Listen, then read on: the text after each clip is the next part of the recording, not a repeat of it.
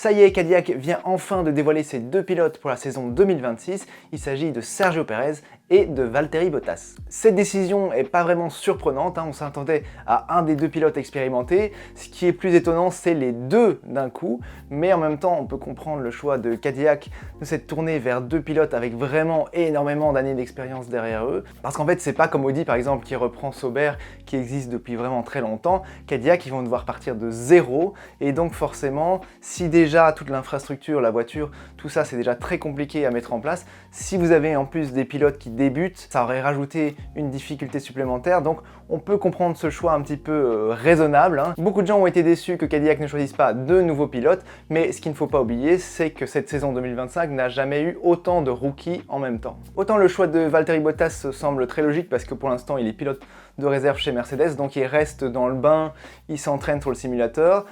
Par contre, Sergio Pérez, c'est un petit peu plus compliqué parce qu'il s'est vraiment retiré pendant un an totalement de la Formule 1, il a eu aucun contact. Je pense que le retour de Sergio Pérez est plutôt pas mal parce que ça va lui permettre d'avoir sa revanche sur Red Bull qu'il a un peu viré de manière violente, et surtout il y a beaucoup de gens qui ont remis son talent en question, alors que depuis on a vu clairement avec Lawson, Tsunoda que c'est clairement la voiture Red Bull qui a des problèmes, et donc on doit un petit peu des excuses à Sergio Pérez par rapport à ça en l'ayant critiqué, alors qu'en fait ça reste un pilote quand même d'un très très haut niveau, et je pense qu'il va pouvoir remontrer ses qualités chez Cadillac en 2026. Dites-moi dans les commentaires ce que vous pensez de ce choix de Cadillac.